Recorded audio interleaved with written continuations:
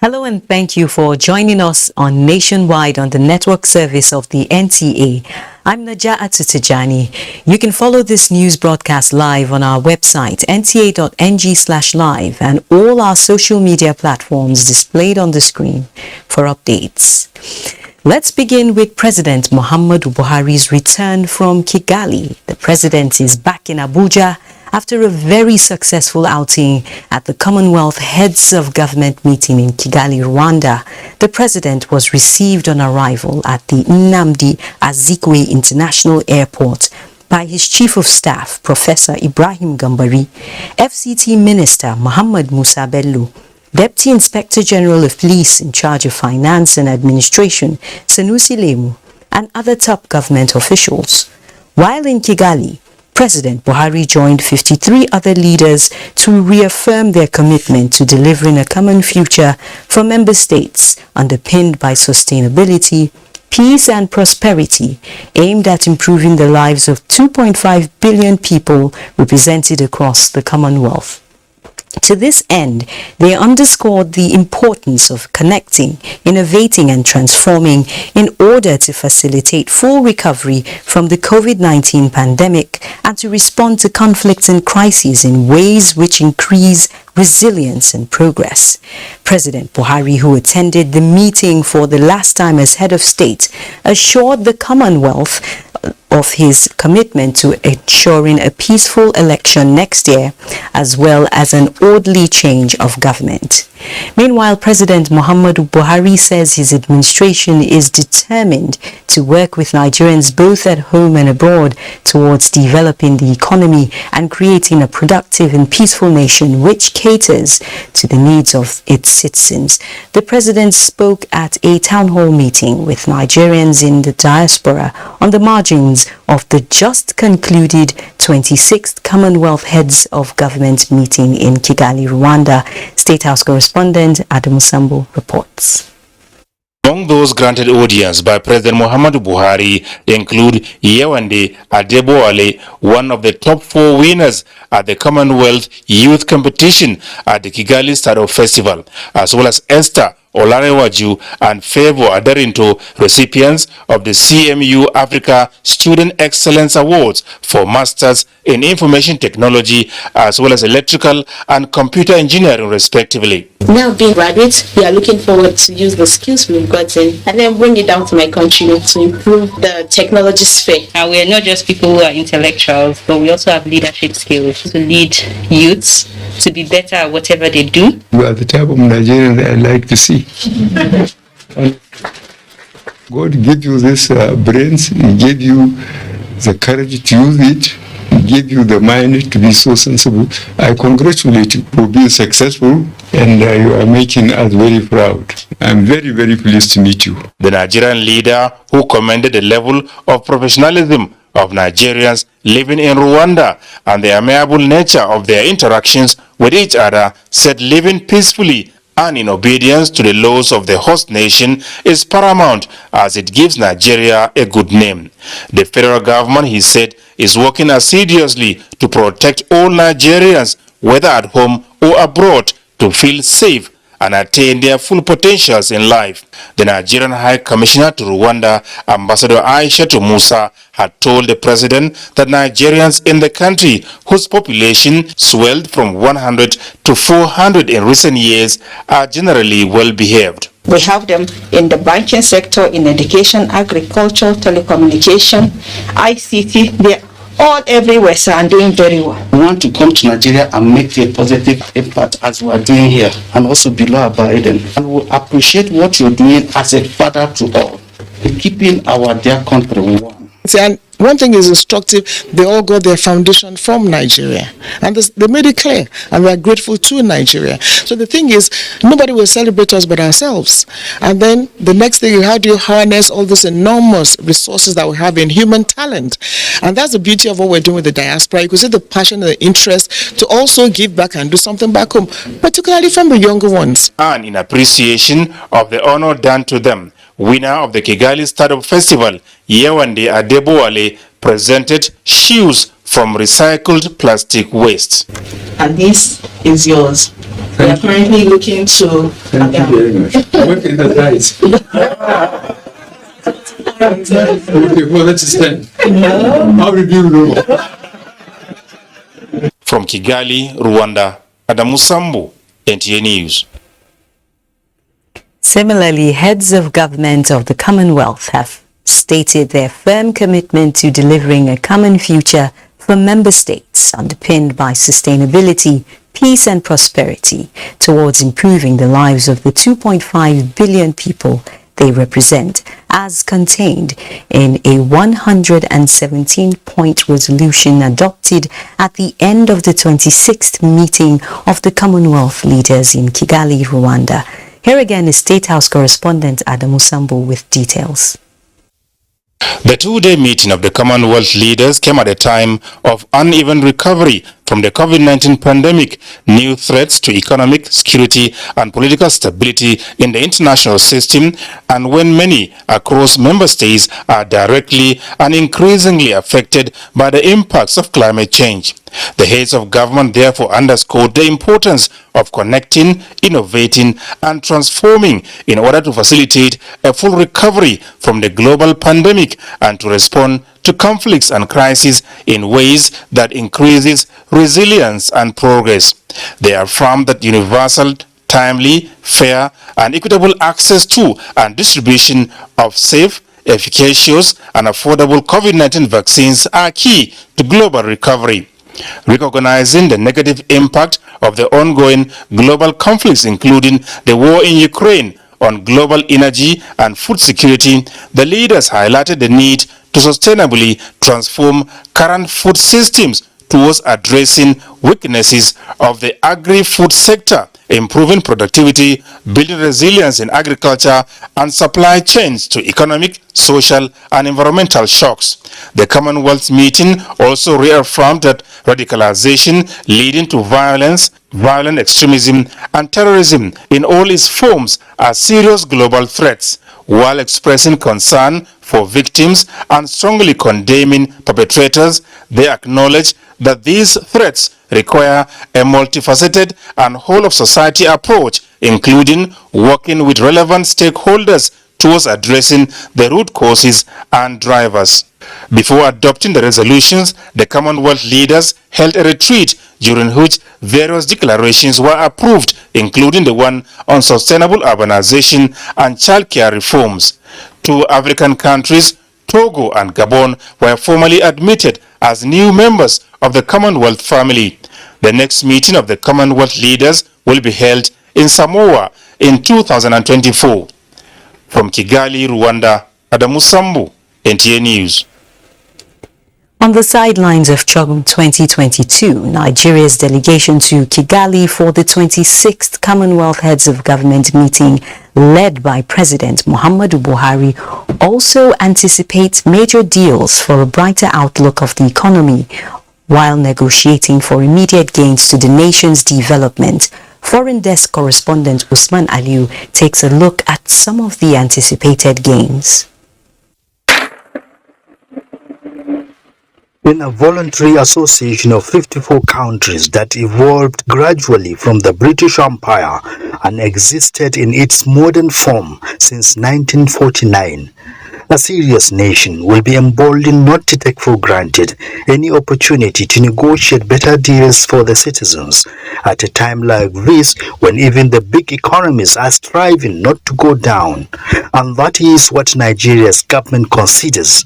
Looking at the Commonwealth of Nations, a population of 2.5 billion people being in Kigali represented is a platform for Nigeria to maximize and attract more attention among the bloc on common interests and mutual gains in various areas of the economy. Nigeria's active presence at the Kigali summit has enormous significance in boosting the economy, most especially building on the successes by the federal government in the current economic diversification drive, which saved the country's economy to absorb global shocks as a result of the pandemic and the current war between Russia and Ukraine, the effects because of which the big and the emerging economies are even biting their fingers because of inflation, food shortage, and energy crisis.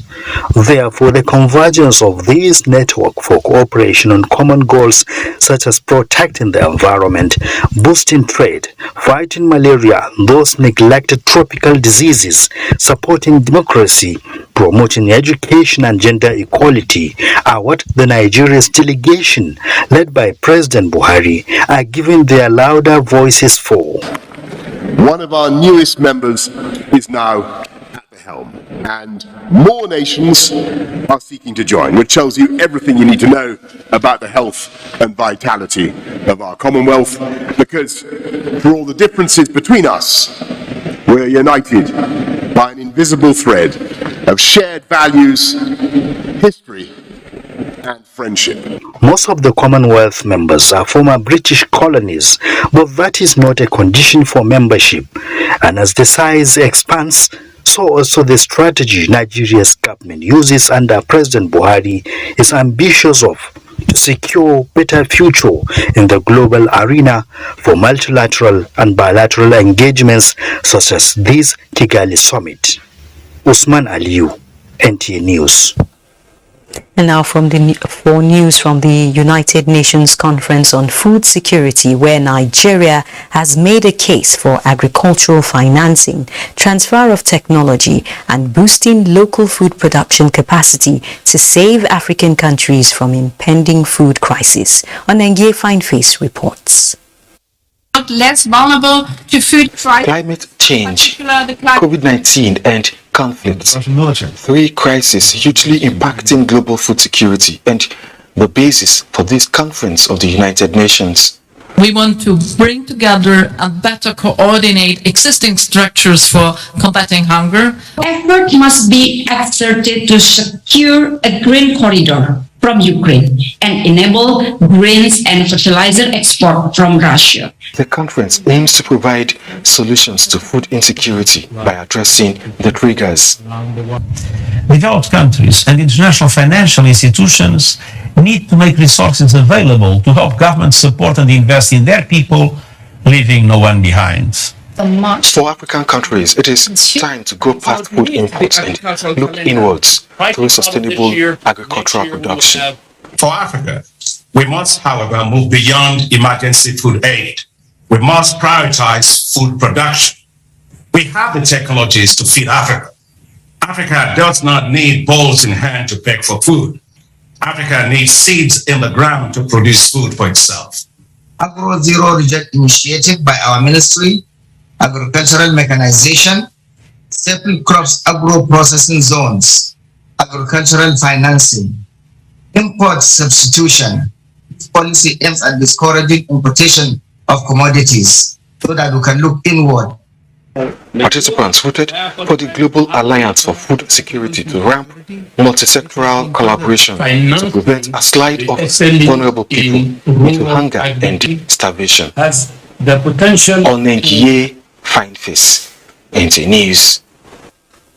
Still on food security, the Ministry of Agriculture has commenced the distribution of farming input as palliative to small-scale farmers nationwide, including seed and farming equipment. Musa Aliu has the details.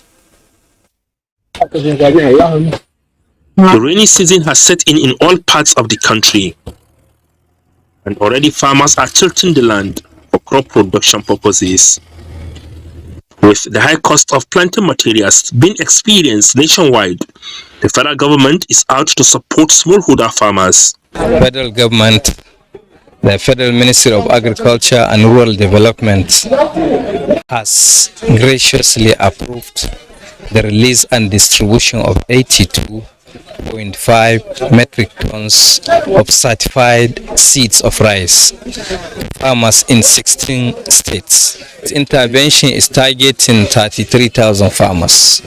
And here in Kano State, improved seeds and dryers were distributed to some farmers. Apart from the seed and agricultural input, we have grain dryers that we distributed to some selected farmers to use so that they can better their lives. Beneficiaries thanked the federal government for the gesture, hoping that the issue of scarcity and high cost of fertilizer will be looked into. Investigations carried out by NTA show that a bag of fertilizer cost about 30,000 naira. Musa Aliyu, NTA News. The headquarters of Sector 2 Joint Task Force Northeast Operation Hatinkai in Yobe is partnering the foreign and local non-governmental organizations to combat desertification and other forms of environmental degradation in units and formations within areas of its responsibilities.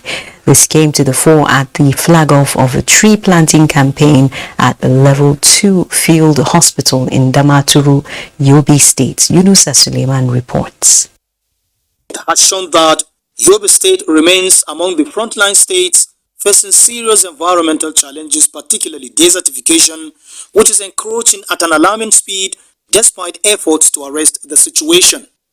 The headquarters of Sector 2 Joint Task Force Northeast Operation Hatinkai is the latest organization in the state key into the agenda of reclaiming the environment from the negative effects of desertification with the planting of more than 250 seedlings at the Level 2 Field Hospital, Damaturu. The move by the sector is to protect the medical facility against natural as well as man-made disasters and promote a friendly working environment. Sometime if there was a windstorm that blew up some part of this hospital, and so I believe this initiative is a good one in the right direction and in the right time. Our expectation is to see that this tree grows and then it's actually curb the desertification around this area and within Yobe State at large. 5,000 seedlings are expected to be planted at the newly constructed army barracks in Damaturu going forward, with the sector indicating that its doors are always open for partnership in the fight against climate change to safeguard the environment. In Damaturu, Yunusa Suleiman, NTA News. Ondo State Governor Oluwarotimi Akeredolu has signed an executive order for the installation and use of closed-circuit television (CCTV) in all public and private institutions in the state.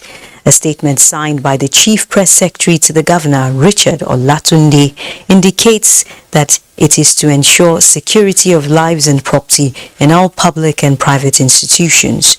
The order is expected to be enforced in all religious places of worship, financial institutions, event centers, supermarkets, educational institutions, hotels, health centers, eateries, vehicular parks, and other places regularly used by the public. All security agencies, especially the Nigeria Police Force, Nigeria Security and Civil Defense Corps, Ondo State Security Network, and the Department of State Security Services are expected to ensure this compliance. Violators of the order will be prosecuted in accordance with Section 203 of the Criminal Code, Laws of Ondo State. It's time now to join our Lagos Network Center.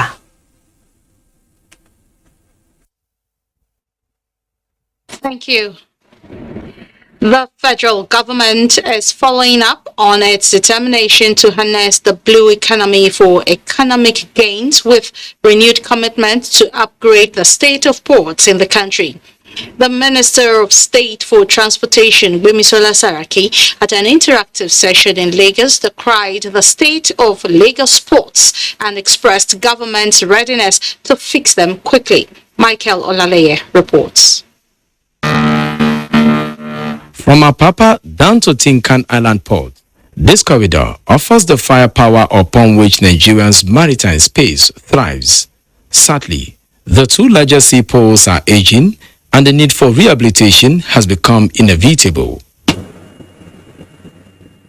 The Nigerian Ports Authority (NPA) is already proposing options like multilateral agencies and consolidated revenue funding to reconstruct the ports, but the minister said the fixing of the ports must be done without disrupting operations. The issue of power or lack of power You need to have power at the port. So we've taken stock. We're going to go back, come back, and start to implement and fashion out what we can do in those 4 areas, like I told you, immediate, short, medium, and long term.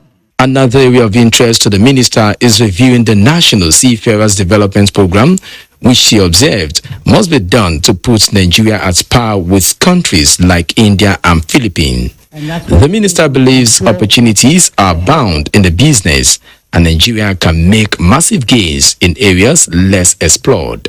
The creation of jobs. The $350 million cabotage vessel financing fund to increase the number of indigenous ships flying the Nigerian flag, the minister said is delayed due to guidelines which must be passed by the National Assembly, but hopeful that it will be resolved before the end of the tenure of the current administration. The Nigerian Maritime Administration and Safety Agency, NIMASA, is already augmenting these efforts by seeking incentives like zero duty for new vessels. If you are going to order a spare part for a ship, you should be able to get such incentives under the control price of the CBN. And then if you are going to probably purchase a ship also, you should be able to get a similar treatment. On the state of the 50 billion naira floating dock, the Director General said the document for the approval of a public-private partnership that will put the facility up for maximum use will be presented to the Federal Executive Council. In Lagos, Michael Olale, NTA News. From upgrading the ports, we'll move on to developing the education sector. Lagos State government will spare no efforts in ensuring that sustainable development goals, especially on education and gender equality, are actualized. Governor Babajide Sanwo-Olu disclosed this at a forum tagged Equal Summit on Education in Lagos. Musa Toliat completes the report.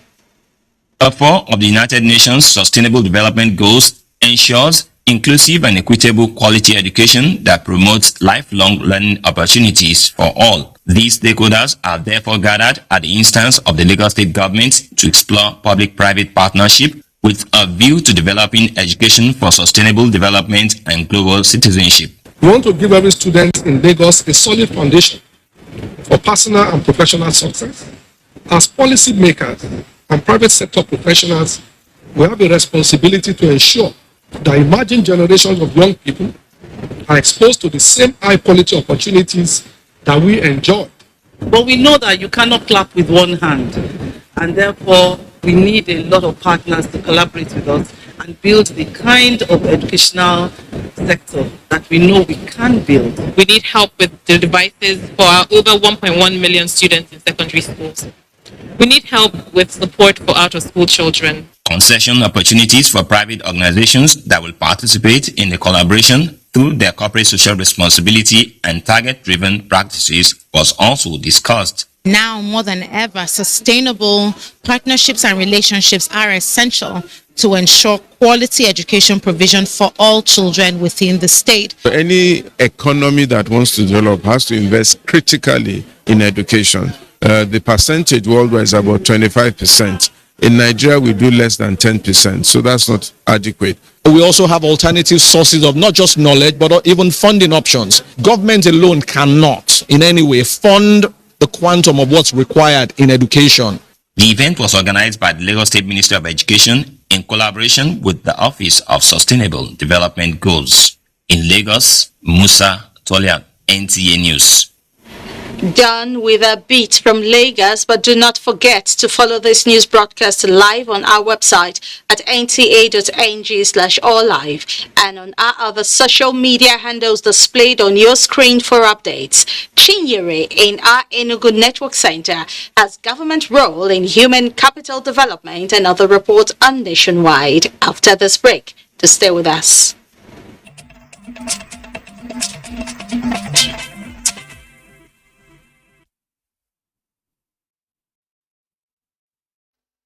For staying on, welcome to Enugu. In driving the National Human Capital Development Vision, the Enugu State Government has expressed desire to play an active role in the project of Lift Nigeria High in the Global Human Capital Development Index. Deputy Governor and Chairman of the Human Capital Development Council, Cecilia Ezilo, stated this during a stakeholders engagement. Susan Eze reports. Focuses on 3 strategic areas: health and nutrition, education, and labor force. The National Human Capital Development Agenda is to stimulate action towards improving nutrition and reducing child and maternal mortality by half, increasing school enrollment, and promoting women and youth empowerment. To activate this action plan in Enugu State, the Deputy Governor assured of the state government's strong political will towards proper coordination of the program. Intervention areas, she said, are already incorporated into the state budget. Our state council, which I'm privileged to lead, will work very closely with you to ensure that HCD vision, key priorities, and targets are achieved in our state as soon as possible. According to the Southeast HCD consultant, the technical working group drawn from the line ministries of Education, Women Affairs and Social Development, and Labor and Productivity are the foot soldiers. They must understand the work ahead, hence this engagement. We need to do the onboarding session, and we need to do the critical thinking. We need to do brainstorming on how we can move forward. We're also going to look at the data. But data actually, that is the major challenge we have in practically every place. The state focal person, Dr. Sam Obunwobodo, and other speakers drove home the need for teamwork to achieve the overall target of the HCD program. In Enugu, Susan Eze, NTA News. The 26th of June every year is marked as International Drug Day. And in keeping with its mandate of stamping out illicit drugs, the National Drug Law Enforcement Agency, NDLEA Enugu State Command, has taken its fight against illicit drugs to a different dimension. Mina Adobe Ukobase reports. According to the commandant, use of illicit drug advocacy of the command has improved through grassroots public enlightenment campaigns carried out in motor parks, secondary and tertiary institutions, and collaborations with major stakeholders to reduce drug trafficking and use of illicit drugs. He said cannabis is the most amongst drugs being abused, but due to the intense activities of the operational team who recently raided red flag areas, the issue has been reduced. We realize that it is the only reasonable way that you can curb rampant use of drugs, by giving people the opportunity to have the proper information. Special advisor to the Enugu State Governor on Drugs and Narcotics, however, praised the activities of the National Drug Law Enforcement Agency in the state and promised to take their request to the appropriate authorities for action. The area of logistics, His Excellency has also been helping the National Drug Law Enforcement Agency in Enugu State. Recently, you can observe that he donated first Yana buses to them to carry out the operational activities. The commandant, however, called on residents to cooperate with the command in stamping out illicit drugs in the state by availing them discrete information that will help to track offenders and bring them to book. In Enugu, Mina Adobe Okobasi, NTA News. And those are the stories from Enugu. We'll now rejoin Naja'atu in Abuja for more on Nationwide. Thank you and welcome back to our Abuja studios. We're talking drug matters now. A Brazilian returnee has been arrested by operatives of the National Drug Law Enforcement Agency, NDLEA, at the Murtala Mohammed International Airport, Ikeja, for possession of 50 pellets of a substance identified as cocaine concealed in his private part. In the same vein, the NDLEA says it was able to apprehend a drug kingpin for an attempt to export 40 parcels of methamphetamine to the UK through the Lagos airport. 2 other kingpins alleged to be behind the importation of 2 recent drug consignments seized at the Tinkan seaport in Apapa have also been arrested. while records reveal that 407.60 kilograms of tramadol, 40 ampules of pentazocine injection, and 424.1 kilograms of cannabis indica have also been cut off the drug supply chain through the Lagos airport, with 3 suspects in custody. Meanwhile, 2 kilograms of methamphetamine have been seized at a courier house in Owerri, Imo State. Still on substance abuse, the National Drug Law Enforcement Agency in Imo State says it has reiterated its commitment to stemming the tide of drug abuse and illicit trafficking. The NDLEA commander in Imo State, Ruben Ape, said this in Owerri to mark this year's World Anti-Drug Day. Loretta Rinzewim reports. Attendant consequences of drug abuse and illicit trafficking have remained a source of concern to governments at all levels. It is in line with days that the United Nations in 1988 marked out the 26th of June annually as Anti-Drug Day to create awareness on the dangers of drug abuse. Briefing newsmen in Owerri, the commander, National Drug Law Enforcement Agency, Imo State Command, Ruben Ape, decries the increase in drug abuse, especially among youths, which has resulted in several deaths and other health challenges. He knows that between July 2021 and June 2022, the command has arrested 218 suspects, out of which 51 have been convicted, while 145 have been charged and their case is still ongoing. The total seizure within the period under discuss is 1,471.314, and we have heroin, methamphetamine, tramadol, refanol. These are the commonly found drugs we can also talk about here in Imo State. It is expected that the awareness on the dangers of drug abuse will produce positive results towards checking further increase in involvement in illicit trafficking. In Owerri, Loretta Rinzewim, NTA News. Thank you, Loretta. Let's now join Asma'u in our Sokoto Network Center for more updates on Nationwide.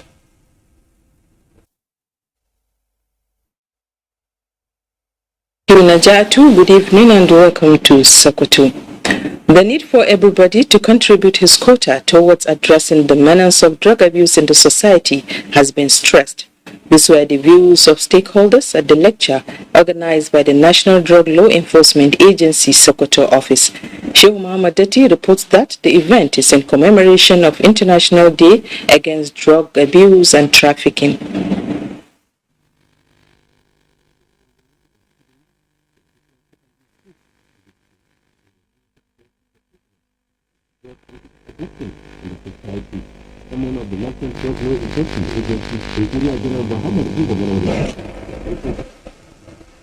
We seem to be having a bit of an audio challenge there in Sokoto. Let's take a commercial break while our engineers sort it out.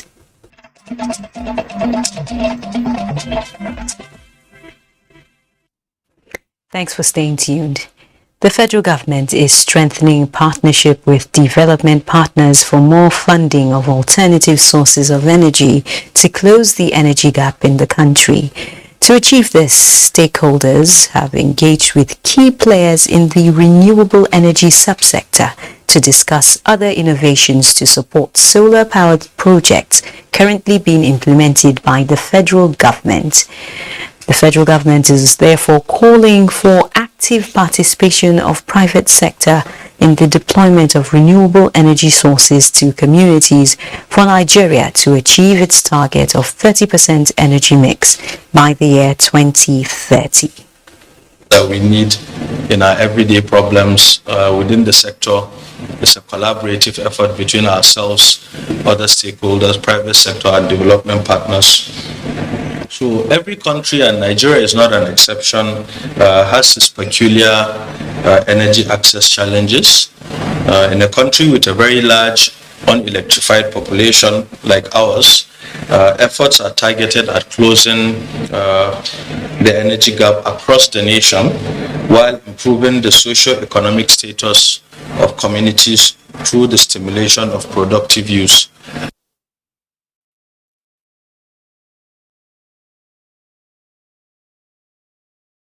The federal government, to boost commerce in Ariaria International Market, has temporarily shut down due to ongoing construction of a section of the market by the state government.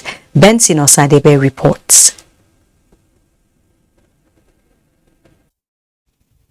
Many traders here in Ariaria International Market heaved a sigh of relief when this power project was commissioned by President Muhammadu Buhari in 2019. The initiative was intended to reduce pressure on the national grid and provide steady electricity supply in Ariaria Market and other adjoining markets such as the shoe manufacturing sections of power line. Today, this all-important project is unable to serve its original purpose. The ongoing reconstruction of some sections of Ariaria International Market has led the operators of the power project to pull off some of their facilities from the work sites. We usually supply light to mainly people in the other side of the demolish part of the market. And since then, they have been trying to do the installation, but I don't know what is preventing them from giving light to the other part of the market. They say after they have finished the shop, they will restore the light. Investigation reveals that prior to this development, the power project was one of the major energy sources in the market, despite allegations of underperformance, which prompted the House Committee on Power to visit the facility on an oversight function last year. The House Committee got a petition, and it's on its strength already that we have come here. So now we have seen the problems that are here. We have interacted with the investors in the power project, and we have interacted with the trader. We have seen all the challenges. So we go back, take this report to our chairman, Engineer Magaji, and the committee will now deliberate on our report. It is hoped that the power project will begin to perform optimally once the economy reverts to normal. In Aba, Benson Osadebe, NTA News. And I'm going to join Obehi in our Benin Network Center for more updates. Thanks, Naja for joining us here in Benin. Edo State government wants key players across its communication value chain to synergize and step up its game in their mandate to promote government activities and enhance citizens' participation effectively. The State Deputy Governor Philip Shaibu reeled out these expectations during the Edo State Government Communications Sector Retreat in Benin. Udakobong Achibong reports. The 21st century is evolving with innovations in the communication space. It therefore matters where, how, and the audience that messages are disseminated. This is where the Deputy Governor wants participants to assert themselves. He notes that government is working with reforms in all sectors, and synergy among stakeholders is paramount to avoid distortion and misinformation of such reforms and other programs of government. Finally, to let people know the importance of those reports and what these reports intend to protect for our state defense approach. I need you to understand that they just one government, and when you are at home with that, then that ecosystem will be able to work together to be able to propagate the right story to the right people in the right time. At the center of the retreat is the State Ministry of Communications and Orientation. The ministry seeks through the retreat to promote delivery of consistent messaging amidst the challenge of social media. Participants are expected to make good use of the retreat and garner full knowledge of the vision, strategic trust, and focus of the present administration in the state. In Benin, Udrakobong Achibong, NTA News. Rising from the influx trailing the recent turnout of Nigerians willing to exercise their franchise in 2023 general elections, Edo State entertainers are sensitizing eligible voters in the state to the need to acquire their permanent voters' cards so as to perform their civic responsibility. The event held at the Benin City Center. Awuli Okolo has the report. The permanent voters registration concert is geared towards encouraging Nigerians, especially Edo residents, to register. Prospective voters were enlightened on how to transfer voters registration to polling units closer to them, change of name, retrieve missing voters cards, register new ones, and other challenges that may hinder voters' participation. Nigerians are ready to change the narratives. The campaign should be provide machines for PVC registration. We are praying for a new Nigeria, a Nigeria that will work. We all need to vote, and without your PVC, you cannot vote. The state deputy governor and other participants are emphatic that exercises like this is the first step towards ensuring a credible poll. For me, I think this is the beginning of followers not leaving everything to their leaders. I don't have before. I'm doing a fresh registration because we all need to cast our votes for the upcoming election. Saying we don't want to do, we'll keep on suffering. All the youths have to go and do their PVC. I want to vote for the right person where God will set. The event was also an opportunity to appeal to INEC for an extension of the 30th June deadline for the continuous voters registration exercise. In Benin, Anwuli Okolo, NTA News. And that's it from Benin. Nationwide continues with Naja Atu in Abuja. Good afternoon. Good afternoon, Obehi. Thank you. The 2022 Civil Service Week has been rounded off with an interdenominational Thanksgiving service in Abuja in line with the scripture, which stipulates that in everything give thanks. For this is the will of God in Christ Jesus concerning all men. This scripture from the Bible propels the Nigerian civil servants, led by the head of the Civil Service of the Federation, to appear before him with praise. Hamman Jabani reports. Enter into his gates with thanksgiving and into his courts with praise. Be thankful unto him and bless his name. And exactly played out at the Interdenominational Church Thanksgiving Service for 2022 Nigerian Civil Service Week. Lord,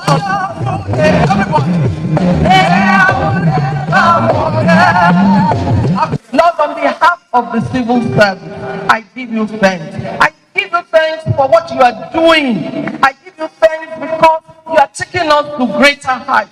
I give you thanks because, Lord, it is by you and by you. The message, which came from Psalm 100 verses 1 to 5 and Matthew chapter 25 verses 14 to 30, calls on civil servants to make good use of every opportunity given to them to provide service and never fail to put in their best in attaining the task before them, for there is time for reward and season of giving account. God expects us to be productive as a people, as a nation, as a church. And we know that Nigeria also, as a nation, we are trusting that we will be more productive. Head of the Civil Service of the Federation, Folashade Yemi Eso, charged civil servants to find time and pray for their leaders while giving thanks to God for more blessing in life. God has been very, very good to us, and so we have to give him thanks. The Civil Service Week also is another reason to give thanks to God, because all the programs went very, very smoothly. We give God all the glory. This is the first time that a civil servant is awarded for productivity with a physical gift, and it's also created a number of interactions for civil service to air their views directly, and their complaints are taken by the head of service.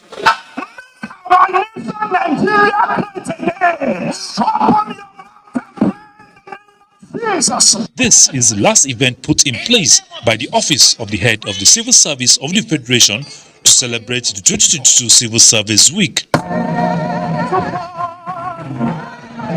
Hamman Jabani, NTA News. Thank you, Hamman. We're unable to join our Sakwato Network Center, so we'll just join our sports desk with Cynthia Ogun.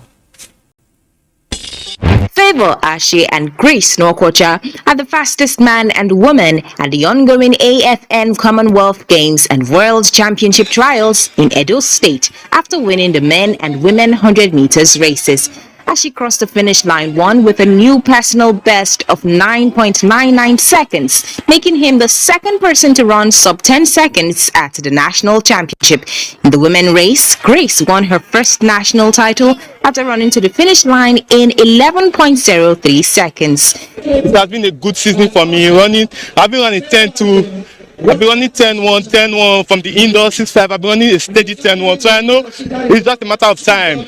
I'm happy about what I did today. It simply shows that I'm getting better. Meanwhile, African champion and Africa record holder in women 100 meters hurdles, Tobilola Amusan, has created a new championship record, racing 12.54 seconds in the 100 meters hurdles. Keep doing my thing, let God take the charge, and that's it. To football, Nigeria's national female under-20 team, the Falconets, are expected to begin camping Monday in Abuja ahead of the 2022 FIFA Under-20 Women's World Cup in Costa Rica. 30 players have been invited to camp by coach Chris Danjuma to kick off preparations. Nigeria has been grouped in Group C alongside France, Canada, and Korea Republic. And finally, to hockey, 8 games will be decided as the Super League enters Day 3 Monday, with Stallions taking on Delta Force, Yobe Rollers will slug it out with IGP Flickers, and Niger Flickers play Southwest in the male category. In the women games, Yobe Queens will take on Southwest. Kada Queens play Benue Amazons. It will be the battle for the Queens when Plateau Queens take on Delta Queens on Monday. With sports update, Cynthia Ogun, NTA News. The sports update concludes nationwide. Thanks for joining us. Remember to keep supporting the campaign against rape and rapists to be a star. I'm Najat Tijani. Thanks for watching.